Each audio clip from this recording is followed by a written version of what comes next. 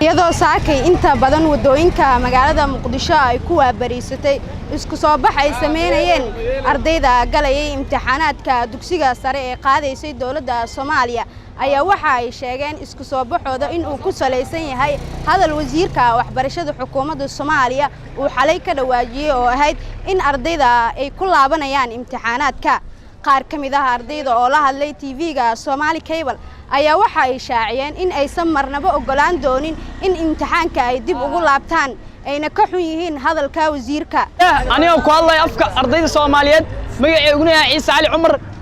wasiirka waxbarashada waxa ku dhaleecinaya asigoo inta soo sanaa waxbarasho naga soo dhiibin ee dawladda waxbarashada siinin anagoo 3 maalin anagoo sooman oo dhafar indheen oo ka muuqdo oo inta soo maalmeed oo rafaadeenay oo nala baaray oo boor ku socon oo ina isgoos ku degan isgoos kale ka sii luweynay oo meesha dad tagnana nala sii carqaladeynay oo 9 saac oo ka soo bixin imtixaanka sidoo noogu dhaha anaga inoo dhahay imtixaanka ku soo noqdo taada kala asigoo wasiirka waxbarashada ee sababta oo asigoo ardaydiis inta soo kun oo arday ay tahay sidoo ku aadaa shir looga hadlay urur madaxweyne qaladka oo gal waa qaladkaas qaladka kale oo gal waxay tahay asigoo imaaday anaga dawladda in u tagnay ina banaan baxnay ma ka soo qaadan imtixaanka sidoo uu soo galay imtixaanka ina tagnay anagoo banaan baxayna ma soo qaadan sidoo noogu dhaha xeed ardayda waa inay ku soo celisaa imtixaanka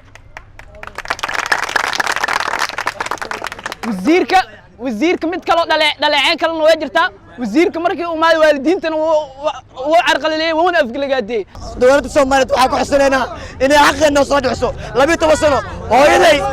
hooyaday miyaayo leeyahay markay maal bil kasto 17 dollar oo iskuulka rafaada ku dhiibtaa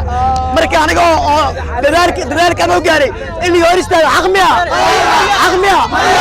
xukuumadda xasan qeere aniga in la xaqeeyo ku tunto anaga arday Soomaaliyeed oo maanta u soo baxnay inay imtixaan galno oo haddana anaga sooman meesha la inaan nasano inay yiraahdaan maanta ma galeysaan oo ma wax la soconay ma lahan qashbaa dhiib waraada dhiibtay oo dadka ayaa dhiibay midda kale waxaan ku sheegaynaa anaga arday Soomaaliyeed imtixaankaaga maramno waxaan meeshan ka sheegayaa in cadaalad darro uu la sameeyay cadaalad darradaas oo ah waxa galnay 6 maado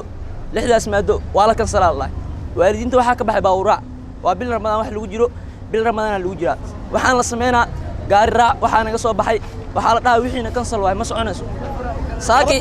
saakay ilaa haddana qof wala tashta inay jin waa u maleynaa sababtoo ah meel isku soo istaagay wuxuu ka imaaday safar imraa ka imaado sheegay imtixaan cancel waay u dhahay saaka banaan bax sameynana ilaa hadda xabadaan ula wadaa dhiidka naga muuqda u jeedaan sa orafaadsanaanay xabadan waan ula wadaa habeen imaan oo u dhafrin imtixaankan 6 maad see loo cancel marka ma soconayso imtixaanka wasaaradda lacag lagu siiyaa dawladda lacag ku siiso nin wasaarad ka shaqeey see ugu dhiibay jaamacada qabiilnimada iyo adduunnimada oo wada asaas ka wada dawladdu waxay dishay 2 arday xageena jifaan waxaan rabnaa xuquuqda in la soo gudo